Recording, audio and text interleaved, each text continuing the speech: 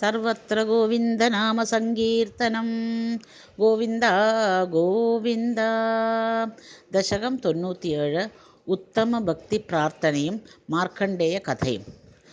ത്രൈഗുണ്യാദ് ഭിന്നരൂപം ഭവതി ഹി ഭുവനേ ഹീനമദ്യോത്തമം യത് ജ്ഞാനം ശ്രദ്ധാ ച കർത്ത വസതിരപി സുഖം കർമ്മ ച ആഹാരഭേദാഃ ത്വക്ഷേത്രത്തുൻ നിഷേവാതിതു യദിഹ പുനഃ ത്വത്പരം തത്തു സർവം പ്രാഹുർനൈഗുണ്യനിഷ്ഠം തദനുഭജനതോ മക്ഷു സിദ്ധോ ഭവേയം.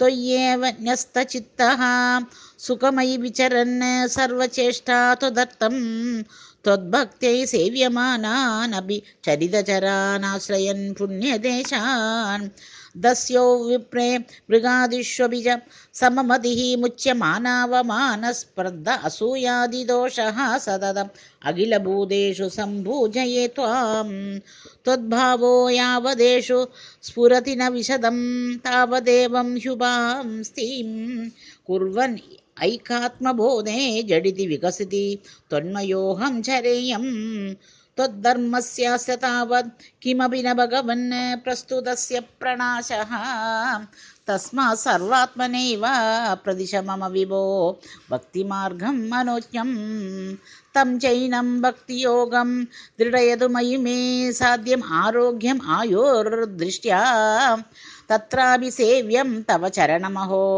ഭേഷജായേവ ദുഗ്ധം മാർക്കണ്ഡേയോ ഹി പൂർവം ഗണകനിഗദിതദ്വാദശാബ്ദായുരുച്ചൈ സേവിത്വാം വത്സരം ത്വാം തവ ബഡനിവഹൈഃ ദ്രാവയാമാസ മൃത്യും മാർക്കണ്ഡേയശ്ചിരായുഃ സകല പുനരപി ത്വത്പര പുഷ്പഭദ്രാ തീരെ നിന്നേ തപസ്യൻ അതുലസുകരതിഃ ഷട്ടുമന്വന്തരാണി ദേവേന്ദ്ര സപ്തമസ്തം സുരയുവതി മരുദ്മദ്മദൈർമോഹയിഷ്യൻ യോഗോഷ്മം പ്ലുഷ്യമാണൈ നതു പുനർ അശകത് ത്വജ്ജനം നിർജയേത്കഃ പ്രീത്യാ നാരായണാഖ്യത്വം അത നരസകഃ പ്രാപ്തവാനസ്യ പാർശ്വം തുഷ്ട്യാ തോഷ്ടൂയമാനഃ സതു വിവിധവരൈഃ ലോപിതോ നാനുമേനെ ദ്രഷ്ടും മായാം ത്വദീയാം കില പുനർ അവൃണോദ്ഭക്തി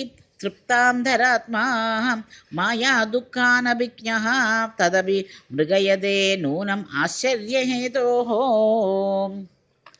യാദേ ത്വയ്യാശു വാതാകുലജഗദ്ഗളത് തോയപൂർണാദിഗൂർണത് സപ്താർണോരാശിമഗ്നേ ജഗതി സതു ജലേ സംഭ്രമൻ വർഷകോടി ദീനപ്രൈശിഷ്ടധൂരേ വടദളശയനം കഞ്ചിദാശ്ചര്യബാലം ത്വാമേവ ശ്യാമളാംഗം വദന സരസിജന്യസ്തപാദാംഗുലീയം കരാരവിന്ദേന പദാരവിന്ദം മുഖാരവിന്ദേ വിനിവേശയന്തം വടസ്യ പത്രസ്യ പുടേശയാനം ബാലം മുകുന്ദം മനസാ സ്മരാമി ദൃഷ്ട്വാ ത്വാം ഹൃഷ്ടരോമോ ത്വരിതമുപഗത സ്പൃഷ്ടുകാമോ മുനീന്ദ്രഃ ശ്വാസേനാന്തർനിവിഷ്ടഃ പുനരിഹ സകലം ദൃഷ്ടവാൻ പിഷ്ടപൗകം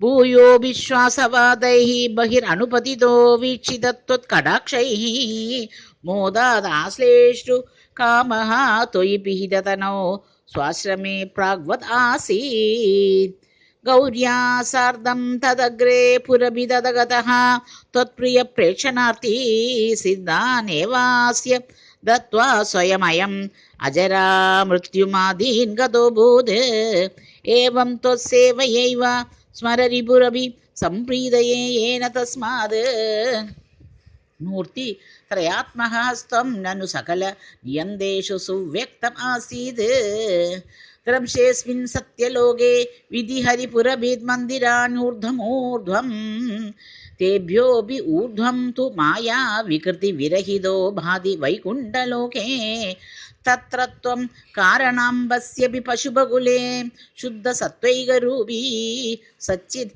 ബ്രഹ്മാദ്വയാത്മാ പവനപുരപദേ പാഹി മാം സർവരോഗാത്. സർവത്ര ഗോവിന്ദനാമ സങ്കീർത്തനം. ഗോവിന്ദ ഗോവിന്ദ.